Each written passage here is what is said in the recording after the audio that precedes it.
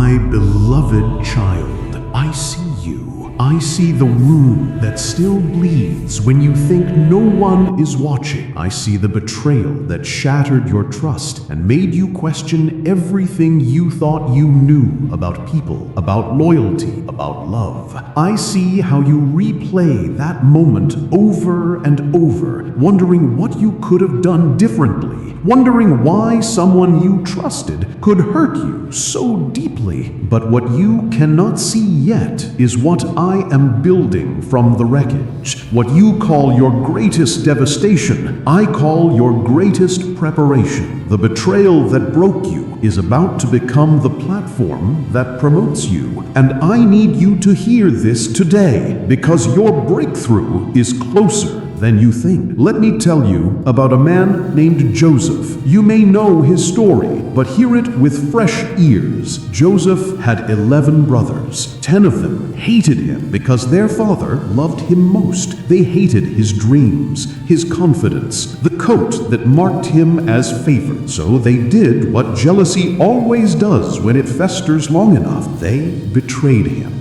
They threw him into a pit and left him to die. Then they changed their minds and sold him into slavery instead. They took his coat, the symbol of his father's love, dipped it in animal blood, and told their father Joseph was dead. Imagine that moment. Not strangers attacking you, not enemies you expected to harm you, but your own brothers. The people who shared your bloodline, your history, your home. The people who were supposed to protect you. Joseph spent years as a slave in Egypt. Then, just when things started improving, he was falsely accused of assault by his master's wife and thrown into prison for a crime he did not commit. Betrayed again, not once, but twice. First by family, then by lies. Years of his life stolen by people who owed him loyalty but gave him treachery instead. Most people would have become bitter. Most would have built walls so high that trust could never enter again. Most would have let the poison of betrayal turn their heart into stone. But Joseph did something different. He kept serving. He kept trusting me. He kept believing that even in a prison cell, even after betrayal, even when everything looked like defeat, I was still working. And then one day, Pharaoh had a dream no one could interpret. Someone remembered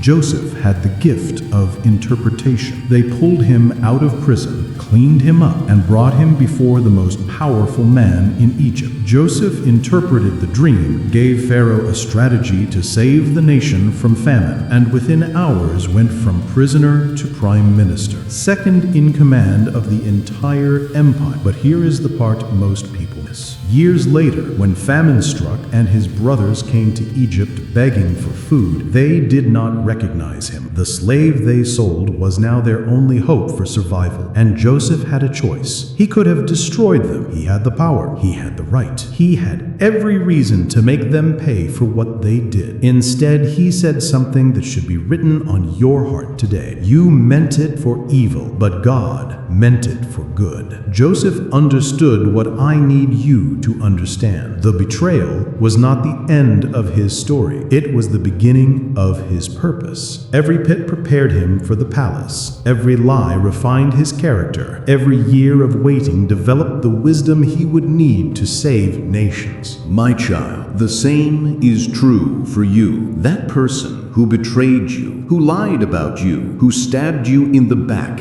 when you were most vulnerable, they meant it for evil, but I mean it for good. I am using what they did to you to position you for what they could never imagine. The pain is building capacity in you. The betrayal is teaching you discernment you will need at the next level. The isolation is developing intimacy with me that crowds could never give you. And soon, very soon, you are going to stand in your moment of promotion. You are going to step into the platform I have been preparing, and the people who betrayed you will see what I always saw in you, not because you need their validation, but because your elevation will be undeniable. So stop asking why they did it. Start asking what I am doing with it. Stop rehearsing the betrayal. Start preparing for the promotion. Stop letting bitterness build walls.